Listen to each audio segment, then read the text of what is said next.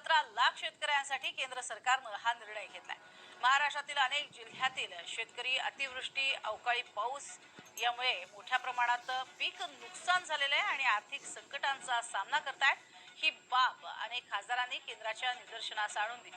त्यानंतर केंद्राकडनं हे पाऊल उचलण्यात आले। केंद्र सरकारनं स्पष्ट केलंय की बँक बाधित शेतकऱ्यांवरती कर्ज परतफेडीसाठी दबाव आणत नाहीत। बाधित शेतकऱ्याकडून कर्ज वसुली स्थगित करण्यात आलेली आहे। कर्जफेडीसाठी बँकांचा दबाव असणार नाही, त्यामुळे शेतकऱ्यावरचा मानसिक आणि आर्थिक ताण कमी करण्याचा हा प्रयत्न आहे। पहिल्या वर्षी पुनर्रचित कर्जावर व्याज सवलत मिळणार आहे। दुसऱ्या वर्षापासून सामान्य व्याजदर लागू होतील, त्यामुळे दिलासा मिळेल। त्याचं काय कारण आहे तर 26 नोव्हेंबर 2025 ला राज्य सरकारनं राज्यामध्ये नैसर्गिक आपत्ती घोषित केली होती आणि त्या आपत्तीमुळेच राज्यातल्या कर्ज वसुलीला आधीच स्थगिती मिळालेली आहे आणि राज्य सरकारनं पण कर्जाची पुनर्रचना करण्यासंदर्भात बहुधा केंद्र सरकारला विचारणा केली असावी आणि त्यामुळे अतिवृष्टी आणि अवकाळी पावसामुळे बाधित झालेल्या शेतकऱ्यांसाठी आता हा मोठा दिलासा आहे। आणखीन एक गोष्ट आहे, गेल्या आठवड्यात निवडणुकीच्या काळामध्ये ते लक्षात नाही आलं, पण या वर्षी महाराष्ट्रामध्ये विक्रमी शेतकऱ्यांच्या आत्महत्या झाल्या आणि बीड जिल्हा देशात कदाचित प्रथम क्रमांकावर आला आहे। त्या पाठोपाठ मराठवाड्यामध्ये 850 ते 1000 शेतकऱ्यांच्या आत्महत्या ह्या अत्यंत कमी कालावधीत झाल्या। या सगळ्यांचा एकत्रित विचार करून हे केलेलं असावं आणि त्यामुळे आता राष्ट्रीयकृत असतील बँका, कारण त्यांच्याशी निगडीत असलेल्या केंद्र सरकारची, कारण खासगी बँकांना हे नियम लागू होत नाहीत, तर राष्ट्रीयकृत बँका आणि इतर बँकांना ही पुनर्रचना त्यांना करावी लागणार आहे।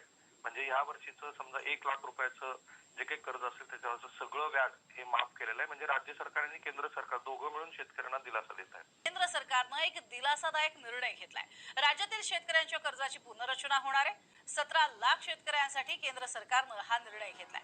महाराष्ट्रातील अनेक जिल्ह्यातील शेतकरी अतिवृष्टी, अवकाळी पाऊस यामुळे मोठ्या प्रमाणात पीक नुकसान झालेलं आहे आणि आर्थिक संकटांचा सामना करतायत। ही बाब अनेक खासदारांनी केंद्राच्या निदर्शनास आणून दिली। त्यानंतर केंद्राकडनं हे पाऊल उचलण्यात आले। केंद्र सरकारनं स्पष्ट केलंय की बँक बाधित शेतकऱ्यांवरती कर्ज परतफेडीसाठी दबाव आणत नाहीत। नेमकी कशा पद्धतीची ही पुनर्रचना आहे पाहूयात ग्राफिक्सच्या माध्यमातून। कर्ज पुनर्रचनेची रक्कम ही 26,658 कोटी करण्यात आलेली आहे। तर एकूण लाभार्थी आहेत 17.29 लाख शेतकरी, म्हणजे 17,29,000 शेतकऱ्यांना याचा लाभ होईल। अशाच नवनवीन अपडेटसाठी व्हिडिओला लाईक करा, चॅनलला सबस्क्राईब करा। सर्व शासकीय योजनांची अचूक व वेगवान माहिती फक्त 20 या आपल्या चॅनलवर